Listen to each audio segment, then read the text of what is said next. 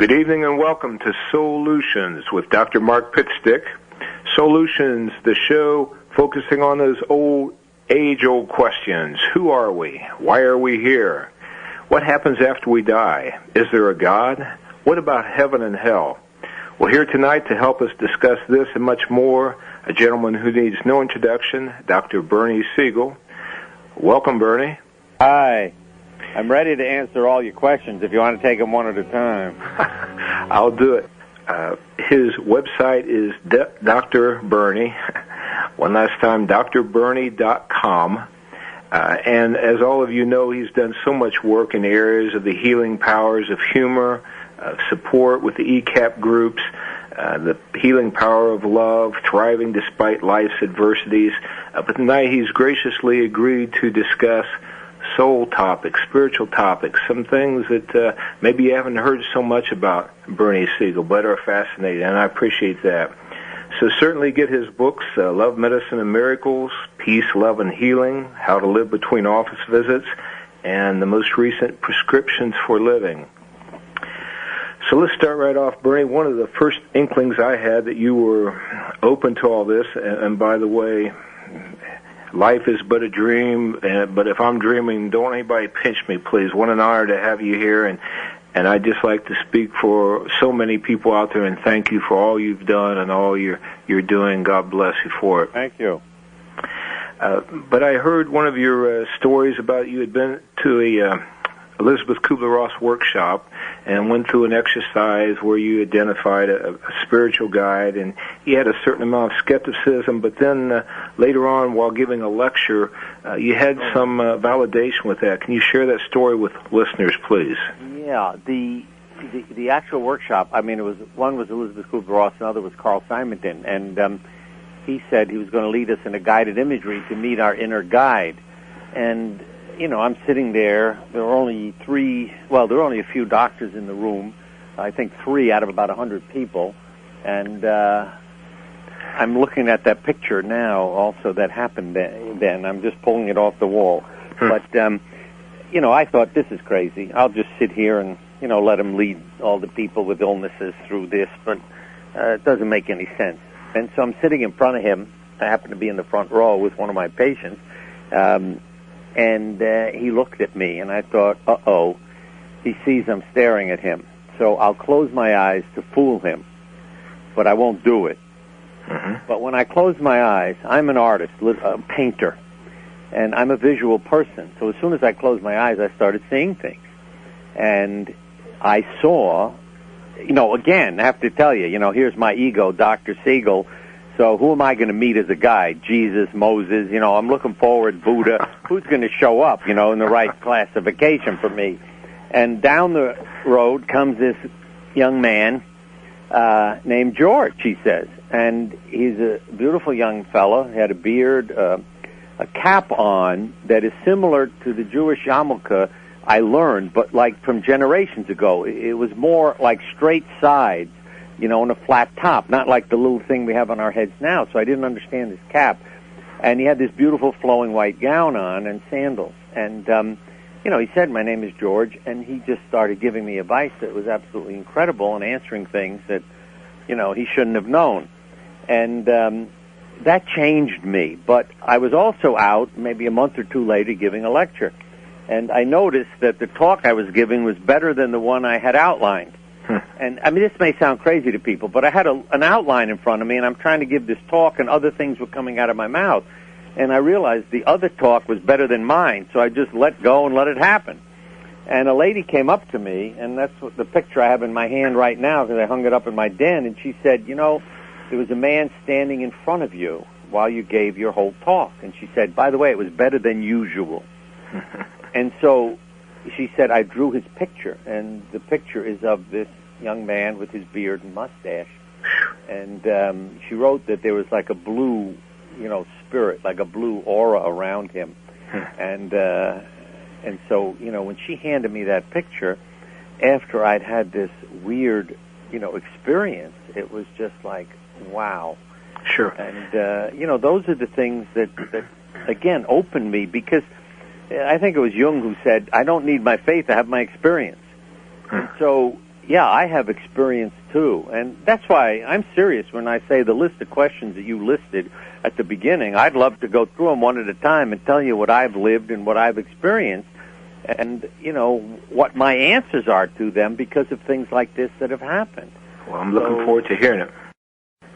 I appreciate you sharing those types of cases, even though at the time, many years ago, that was really going out on a limb and risking, but it's helped many others like myself have the confidence to go forth and tell our story as well. And it's what I consider to be a validation or confirmation story, such as people like Brian Weiss and his past life regressions, right. Raymond Moody with his psychomanium, Ken Ring and others doing the near-death experience work with the congenitally blind.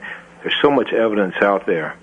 Yeah, those are some of the things that I had lived and experienced and also questioned along the way.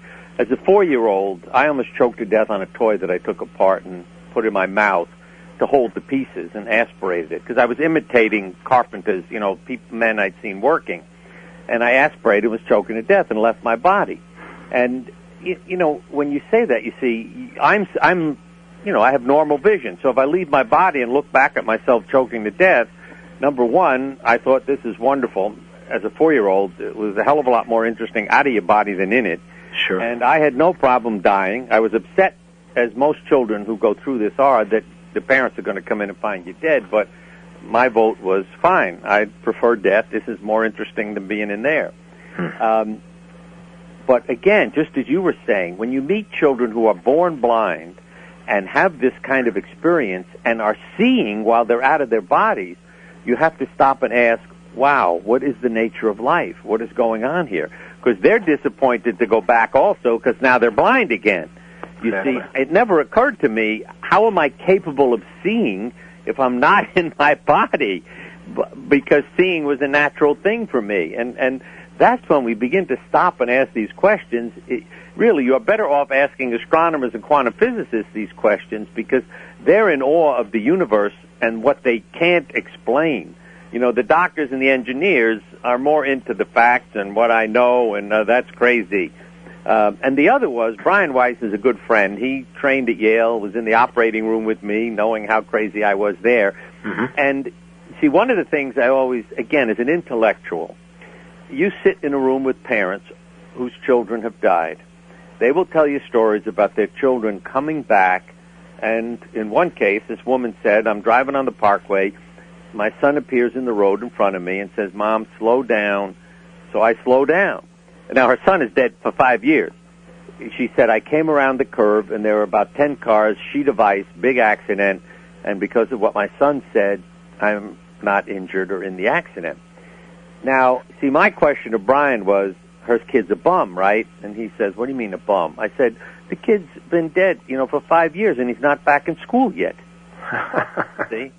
So your kid's lazy. You should be yelling at your kid. Get another body, go to work, do something. That's great. And Brian said what was most difficult for me for a long time, there's no time involved when you're out of your body. See, how do we get the sense of energy? In other words, you know, does the sun have a clock? Does light, you know, electricity, whatever form of energy, you begin to realize this is very strange.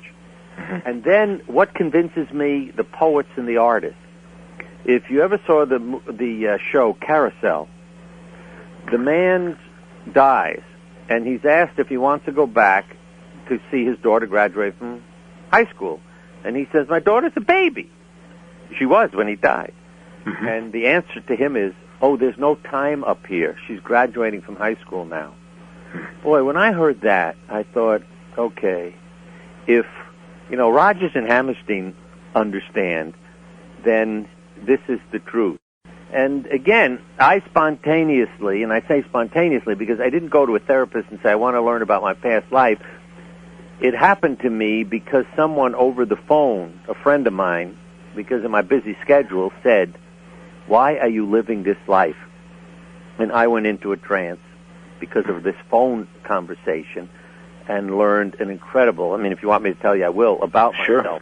What fascinated me was it explained to me a lot of things, again, about my life, things our children have done, things that I get very emotional about that made no sense to me until I knew what had gone on in the past. And now I have no hesitancy sharing it with people because, hey, I've lived it, and for me, it's a very real thing.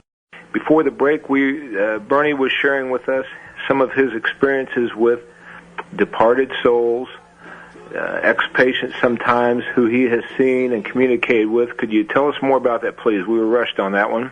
Well, one of the things that I saw happening to me, and again, I think these are people you have to be close to. You know, that it's not something that happens with total strangers that you haven't had some relationship with, because I think that relationship in some way creates, or some energy, or makes something easier to happen. Well, again, if you get back to quantum physics, you take particles, separate them, and they still act as if they're together, even though they're separated. So there's still something happening in terms of their activity, rotation, whatever it may be. Right. And I would go out. I usually will exercise in the morning. It's like my meditation time, but I get away from everybody. So I could be running, biking, whatever. And, I'd be running down the road, and I hear voices. I mean, people are talking to me.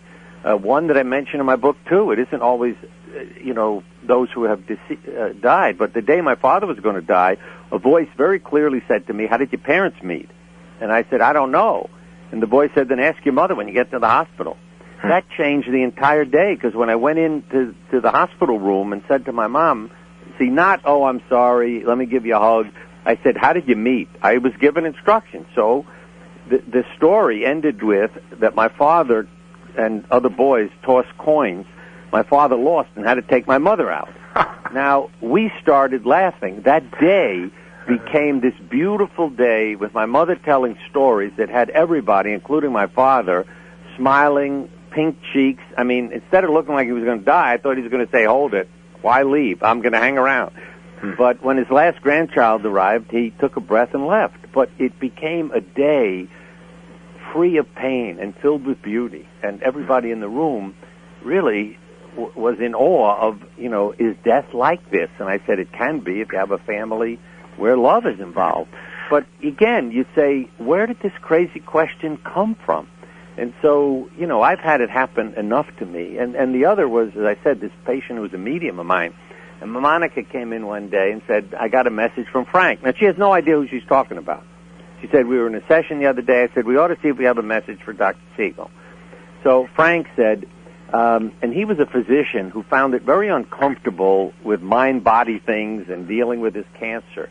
And the message ended with, "If I'd known it was this easy, I'd have bought the package a long time ago and not have resisted so much."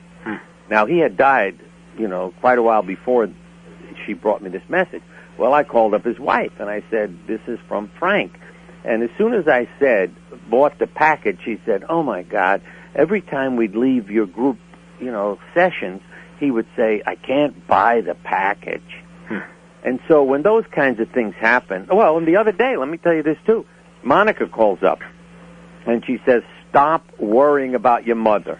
Now, Monica has no idea about my mother. My mother lives in New York, okay, not even in Connecticut where we are. And I said, "What are you talking about?" She said, "Look, your mother is okay. Your father, who has died, is watching over her. Stop feeling guilty. Leave your mother alone." That's her message to me. And what is it about? My mother is losing her sight. She's 90, losing her vision. She's alone in a house. I'm worried about her. If she doesn't answer the phone, it's like, oh, my God. And I'm trying to convince my mother to be in some assisted living.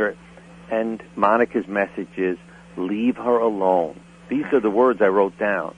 Stop feeling guilty. Don't be selfish. Leave your mother alone. Your dad is there. Have no fears and no regrets. And boom, I'm in tears. And Monica is telling me about my mother. And so I call my mother and I say, "Mom, I'm not going to pester you anymore. You want to be there? It's okay." What a powerful source of hope for everyone, not just the dying and so on. What I call the good news that sets us free. See, words that were in a story by William Saroyan, it finishes with, when a young man dies, he became dreamless, unalive, and perfect.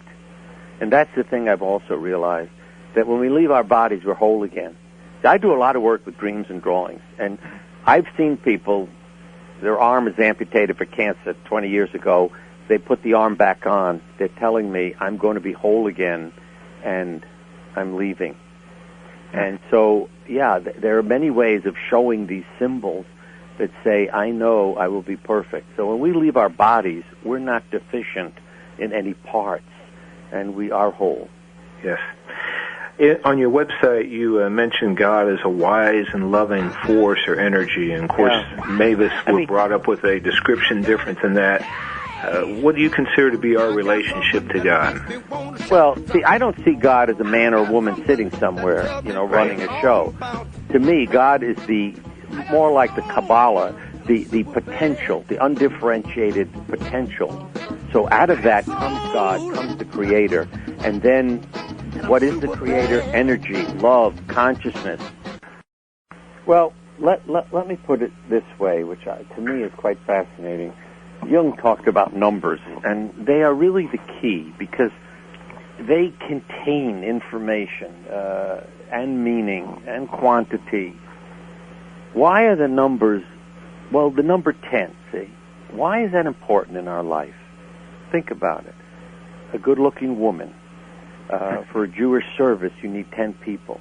Why are there 10 commandments? Why is a perfect test score 10 times 10?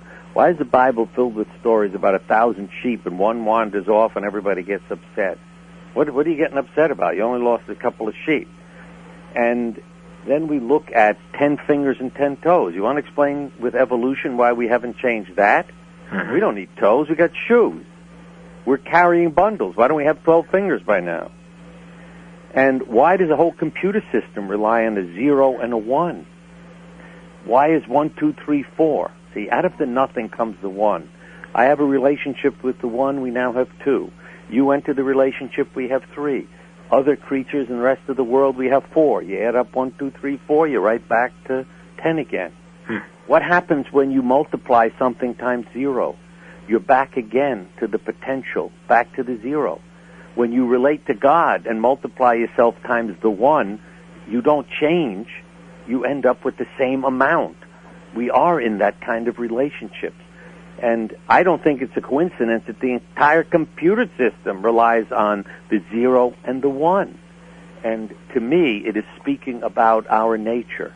Out of the great potential, like the blank canvas, so people understand. When I say nothing, I'm talking about undifferentiated potential, like a blank canvas. See that? And why is a white buffalo important to an Indian and a white elephant to Buddhists? You see, the whiteness is what it's coming out of, and so the 1 is created, and from that comes all else. And so for me, yes, I use the word God liberally. I mean, sometimes just to stir up the audience, but it to me is the spiritual, because I have found not every religion, some are good teachers, but some religions, especially when you become fundamentalists and make rules, then you get into guilt and blame and shame, and the religion becomes a handicap, not a help. Because it isn't about what you're teaching, about the soul, and it isn't about the spirit. It's about rules and regulations, so all you have to do is pick up the newspaper. See, religion was meant to be a path to God. Instead, we're killing each other, trampling over each other. See, my God is better than your God, and you got the wrong God, and you don't understand, and it's bizarre. So those who fear a hell, a fiery eternal hell especially, in your viewpoint, there's no need to worry? Oh, yeah, they're creating their hell, you see. They're in it. They've got to worry because they don't know where they're going and what they're doing. See, when I head down to Mississippi and they tell me I'm satanic and occult because I do guided imagery and Satan could appear, I said, if you can't discern Satan from God, you got a problem, and don't go to sleep tonight. Prop your eyes open and don't ever sleep, because who knows what will happen. And I think anyone who tells me... See, the word evil originally meant to lose one's way. And that's what I think creates your hell. You know, Jesus talked about the narrow gate and the wide gate. So the path of love is a difficult one, but that's what is preached by all the great prophets and sages. Welcome back to Soul-utions with Mark Pitstick. Yes, each one of us are shining stars. So let your soul light shine, reflect your inner divinity, let go of fear, and realize why you came here. Do your soul's mission. Here with us tonight, Bernie Siegel. Bernie, there's a common belief among New Thought or higher consciousness philosophies that our souls perhaps chose major life events that would happen in this lifetime for the spiritual growth that they would impart, even such what we consider to be tragic things as being paralyzed or being raped or getting cancer at a young age or something. What is your take on that? It's hard for me to answer that. I look at my life and my experience similar to the way I look at going to school, and that I am here to learn and to serve, see, not to be served, but that if I am here to learn the lessons, that it'll make my future experiences easier. And as far as going through, you know, when you talked about hell, see, you could say just the things you said, being raped, robbed, beaten, abused. You know, who would pick alcoholic parents who sexually abuse you and beat you and want you to commit suicide? And, I mean, I'm not making these stories up. You know, these are people I deal with. But my statement would be, again, the moment that they give that experience meaning, and I see it with physical or emotional pain, that when you give the pain meaning, then something happens. Number one, you don't hurt as much, and number two, your life becomes very different. And one of my prime examples is somebody like Helen Keller. You know, how'd you like to be at age 19 months afflicted with blindness and deafness? You know, what kind of a God would do that? But you read what she has to say, and it isn't about, you know, a terrible God who punishes. It's a beautiful God. And you know, a blind, deaf young lady ends up graduating from college with honors. How the hell do you manage that, see? Sure. Or how the heaven do you manage that? And I think that when you learn from a Helen Keller, or the Talmud has a line that is very powerful. It says, "He who rejoices in the afflictions which are brought upon the self brings salvation to the world." And when you think about who the great healers are, see, it's not the people who make $1 million, because they complain. I mean, I'm telling you that literally. I've had people in my office and at workshops who are millionaires, and they're all complaining about how unfair and bitter life is and how terrible. And one young man said to me, "My father gave me $1 million, so I had to be a success. My father ruined my life." You know, how many people in the audience would say, "Let his father ruin my life too, please"? But you see, so what your wounds are relate to what you feel they are, and again, what you do with them. My father's father died when he was 12 years old. My father said one of the best things that happened was my father died.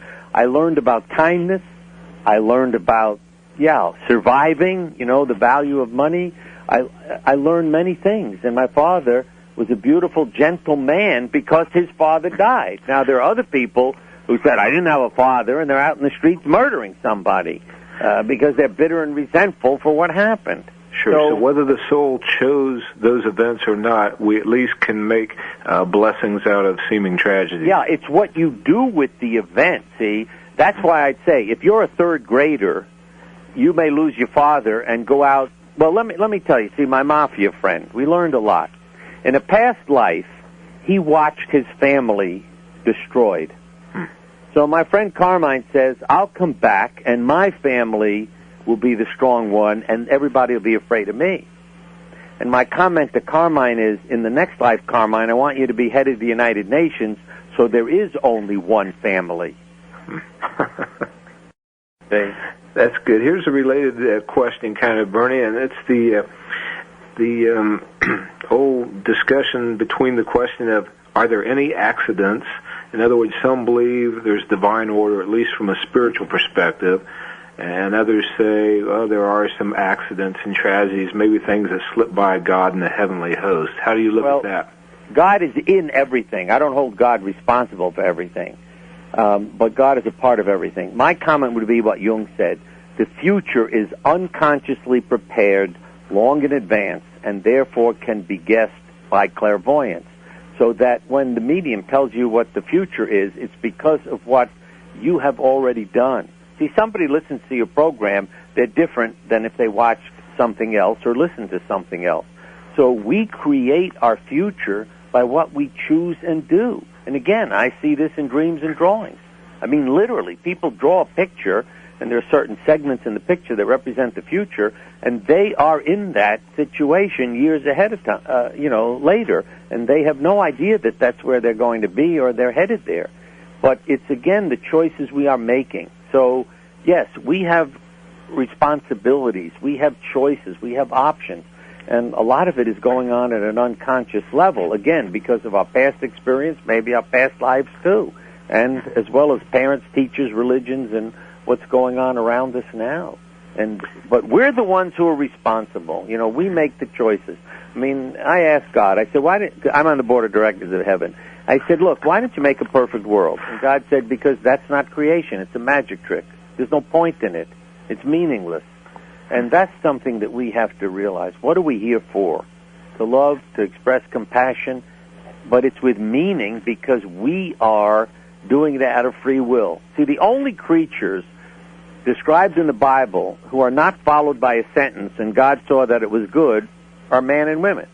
The only creatures who God had to give directions to were Adam and Eve. Okay, God didn't turn to the fish and say, stay in the water. So here we are. And what was it that they did? They ate from the tree, not of life, but of knowledge. So we learned we're mortal. We learned we're naked. Fine, get dressed. But if we would accept our mortality and think about what do we want to do with our lifetime, what are we here for, I think a lot of things would change. Oh, Bernie, don't ever change. I'm having a hard time interviewing you because I'm sitting there chuckling so much to myself. We have a couple minutes left before the next break, and I'd like to get your opinion on some of the practical ramifications of really knowing we're souls. In other words, when we really know we're eternal spirits and souls, it's going to change some of the ways we live. For example, some of the drastic life-saving measures we put people through, you and I have both seen us code virtual corpses, the issues of euthanasia, the right to die with dignity. How do you look at those issues in light of a soul perspective? First of all, I mean, we all have a right to die, but what I've learned is that dying is really quite simple if you are in charge of your life. As I said, my father died smiling, surrounded by loved ones when his last grandchild walked into the room. My father-in-law said, I don't want dinner, I don't want my vitamins, thank you. He was 97 and quadriplegic at the time. He said, I've had enough. I don't want to live to be 100 and get on a television program. Thank you. And he died. And so I call dying now because of my father-in-law's statement, just falling up. Because I asked him for advice for the elderly. He said, tell him to fall on something soft. But because he had fallen and was injured. But then he said, I fell on my wife and when they stood me up in therapy and broke her legs, so tell him to just fall up. And see, I think for me, death is that concept. When you're ready to leave your body and you have a family who loves you and don't argue with you, it is not hard to leave. We're capable of that. So that's when you can't love anymore, move on. You know, when your body doesn't function, move on. But as animals know, and I'd say the really soulful people know, you don't need to have much to be able to love. I mean, parts of your body could be missing and you can still be a lover. And but again, when you feel I've reached a point where I'm not comfortable and can't find, it's okay to go, and you don't need anybody's permission, and you won't have to commit suicide because you just turn off all the switches and you'll go peacefully and quickly. Great. After the break, which is coming right up, I'd like to ask you, I heard from another radio talk show host that you had received or channeled the Conversations with God information as Neil Donald Walsh. Oh, yeah. I'd like to hear your opinion on that right after the break. Right. Stay tuned. This is Soul-utions with Mark Pitstick and Bernie Siegel. So, Bernie, what's the story on the Conversations with God information? Why do you share things at a certain time in a certain place? I was writing a book called Conversations with God about many of the voices I've heard and the things that have happened, experiences. And I'm in Baltimore, and somehow, while I'm giving this talk, for the first time ever, I announced I'm writing a book called Conversations with God.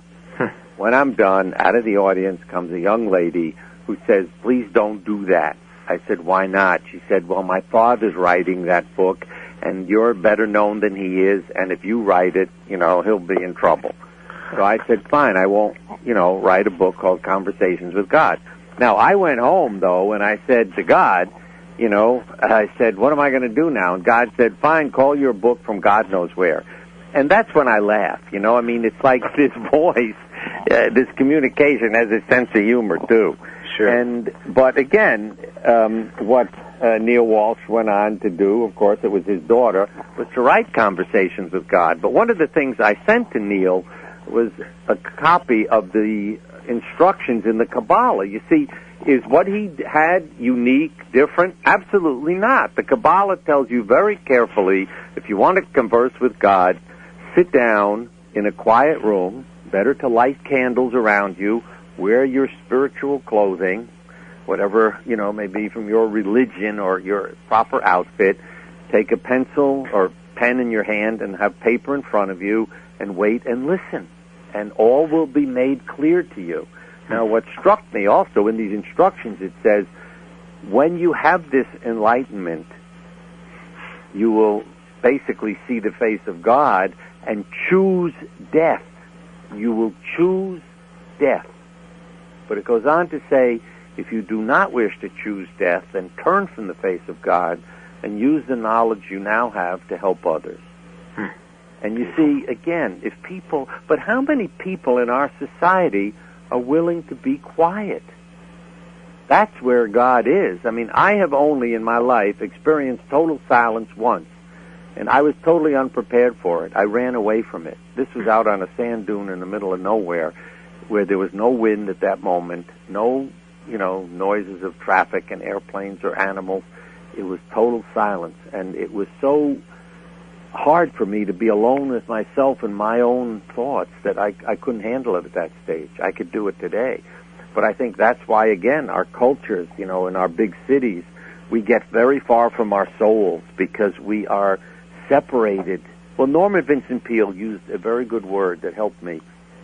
He said it's about rhythm, it's not about quiet. And that helped me because there are some people who can use the energy of a city and be in rhythm with life. I need nature. That's my rhythm, my pace.